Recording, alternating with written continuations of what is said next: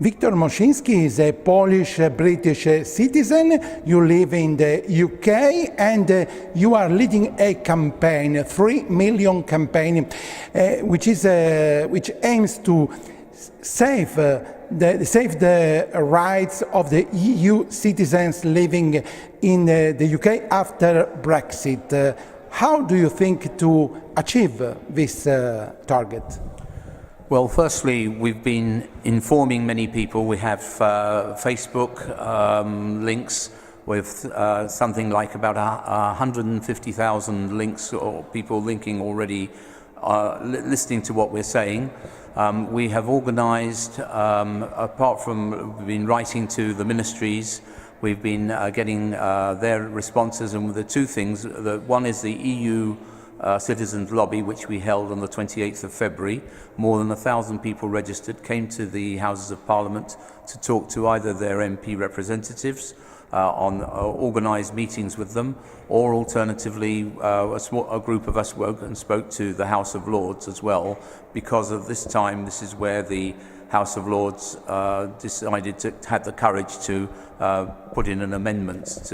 But the other thing is that we also sometime in the next 2 weeks, we haven't fixed the date yet, we are actually having a meeting at the department for the departure with the senior civil servants to discuss the details of how they see it. So we are actually very much working both on a mass lobby, but also on the inside track, talking to the power brokers. What is your aim? Because now we know that the rights of the EU citizens are safe for people who enter before Brexit. At least this seems to be the situation. But for people who want to enter the UK after the triggering of Brexit, that means in a few weeks probably, these rights are not guaranteed. Well, at the moment, even the rights of the people who are here are not guaranteed. That's the most important thing. Those who come here later, all of us have the view that they should be allowed to come in and work on the same terms, but we know that at this stage that's not going to happen. We're still fighting for the ones who are here. And unfortunately, we realise that this is going to be part of some new immigration bill, which the Home Office is preparing at the moment, and which again has got to then be finally agreed not only by the government here, but agreed with the EU governments, which may take 2 years, but it may take much longer. So we literally, at this stage, we don't know what their future is, but we are concerned above all else to fight for those who are here, which means all the families that are here, all the children that are here, the people who have come in the last few years, not quite long enough for the 5 years period where they can apply for permanent residence. And also we want to stop the way that the Home Office is interpreting the rules on the permanent residence, bringing in new features like this comprehensive sickness insurance, which was never brought up before and has suddenly been brought up now.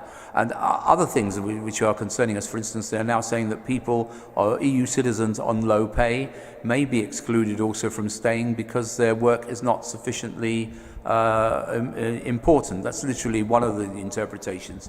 We're also concerned about the fact that a number of charities are being asked to report on EU citizens who are homeless or who are without work. So we're really beginning to feel that we've got to defend ourselves first, and we feel that the ultimate goal is, obviously we can't have exactly the same EU citizenship because that won't exist anymore, but the citizenship that we are offered should be similar to the EU citizenship, with a right to permanent residence and eventually to apply for British citizenship if we wish to. Soon after the vote on Brexit, many stories concerning rising racism were reported. What's the situation now? It's not, at the moment, the worst excesses have not been repeated, but there are still problems going on in the social media. There are problems still with attacks we've had instances still of vandalism of Polish property, even in February. That's been, for instance, reported at the Polish consulate. We've got instances, you know, I've mentioned today the story in the Polish Express about the young girl who committed suicide because of the racist comments to her in the social media.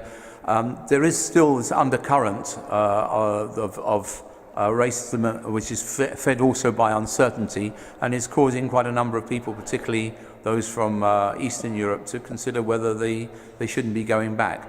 And again, we think this is grossly unfair. They have Now the Poles are already living in the UK. Yes, there are at the moment 980,000, officially 980,000 Polish citizens in the UK. It's the largest single group of EU citizens.